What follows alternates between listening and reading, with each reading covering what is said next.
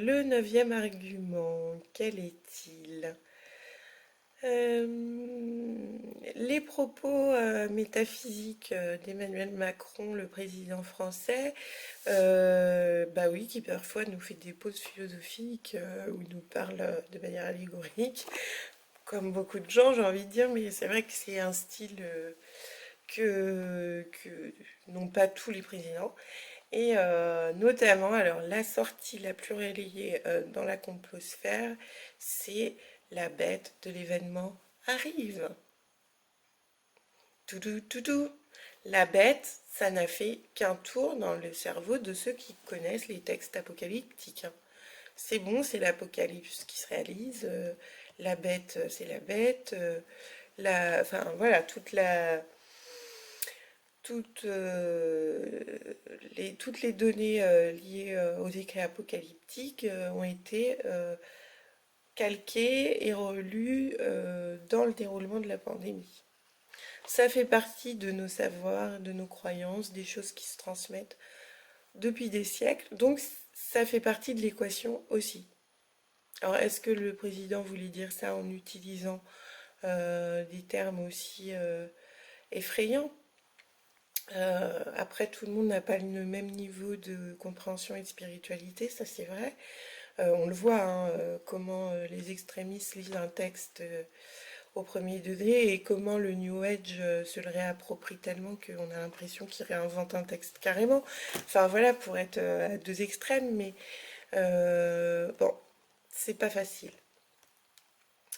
Dixième argument, les prophéties ou déductions logiques des données scientifiques de notre temps. Alors, ça, c'est un peu pour se dire prenons du recul. Est-ce que c'est une prophétie qui se réalise ou est-ce que je déduis logiquement avec ce que je connais de la science et de ses avancées que bah, effectivement ça va faire partie de notre temps. Il y a toujours eu des épidémies, des pandémies, on est plus nombreux donc c'est plus catastrophique. On bidouille un peu plus la science, les produits du corps, les maladies, les virus. Et il y a eu des articles assez pertinents hein, qui posaient clairement la question, est-ce qu'on ne va pas trop loin dans la recherche aussi? Avons-nous vraiment besoin? Enfin là, dans la liste des virus les plus dangereux, il y en a quand même un qui est créé par l'être humain, quoi. Donc voilà, c'est ce que disent les complotistes à un certain moment donné, que les prophéties se réalisent parce que notre savoir va trop loin. Onzième argument, les chiffres chinois. Alors effectivement, la question des chiffres chinois, ça a été tout un truc. Ils n'ont pas été transmis assez rapidement. On pense qu'ils ont caché certains morts et que de toute façon, on l'a vu entre les faux positifs, les vrais positifs. Bon, ça, c'est pas qu'en Chine, hein, c'est partout. On n'aura jamais les vrais chiffres. Douzième argument, les littératures complotistes antérieures qui ont été relues et vérifiées à la lumière de la pandémie, et notamment le livre d'Albert Pike, Pound in the Game, qui semble se confirmer tant cette pandémie a changé la face du monde en faisant de nombreuses victimes, en amoindrissant nos libertés individuelles et en précipitant toujours plus les plus faibles dans le marasme économique.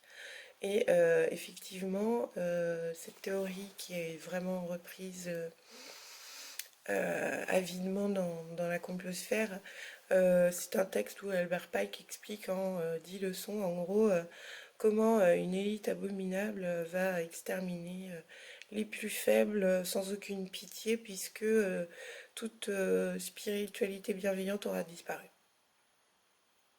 Voilà le programme. Qui a envie de jouer à ça? Bon, je crois que je vais plutôt faire un Uno. Enfin voilà. Donc le 13e argument, récemment on a appris que sur l'origine du Covid, c'était ça ce qui a été relayé par l'émission C'est à vous, Jeffrey Sachs est un scientifique américain qui a appelé à une enquête indépendante et transparente sur l'origine du Covid, qui serait peut-être un accident de laboratoire, non pas en Chine, mais aux États-Unis. Donc cela lance les débats sur le pangolin, ou la théorie du stagiaire qui a égaré le virus par mégarde. Cela révèle que la référence citée est contestée en la matière, à savoir le Lancet, a rapidement publié que l'origine du Covid ne pouvait être que naturelle et non pas accidentelle. Pourquoi tant de certitude? En fait, c'est un peu ce que demande Jeffrey Sachs. Et quand on reprend vraiment le texte, ça fait un peu froid dans le dos parce qu'on a l'impression qu'ils décrivent comme un plan tout ce qui doit se passer à partir du moment où ils ont décidé que l'origine n'était pas accidentelle. Donc, c'est étrange, sachant que le démarrage de la pandémie vient quand même d'une ville où il y a un laboratoire de niveau 4 alors qu'il n'en existe que 46 dans le monde. Il y a de quoi se dire, quelque chose ne tourne pas rond, effectivement. Donc au fur et à mesure du déroulé des arguments, la somme de ces 13 arguments illustre au moins une chose, c'est que le monde de la recherche et le monde médical est cerné par l'industrie pharmaceutique. Alors, comment savoir si l'industrie pharmaceutique est déontologiquement correcte et que les conflits d'intérêts sont mis à l'écart?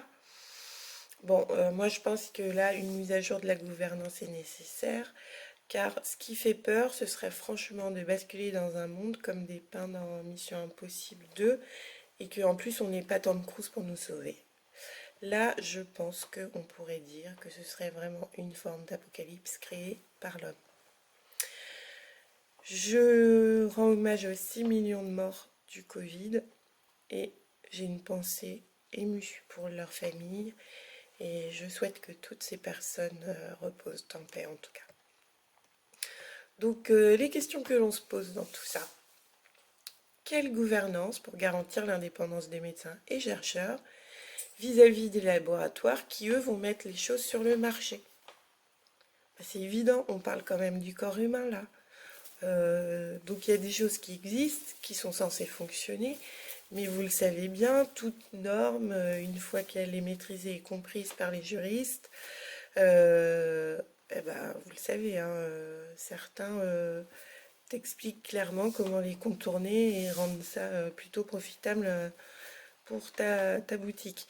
Donc voilà, il faut mettre à jour, aller plus vite, plus de transparence et plus de démocratie dans tout ça pour justement comment on pourrait faire du coup pour démocratiser davantage, augmenter la représentativité dans les instances qui statuent sur ces questions et aussi sur les médicaments, parce que les médicaments, c'est quand même nous les êtres humains qui les ingérons, y compris ceux qui siègent dans les commissions d'ailleurs.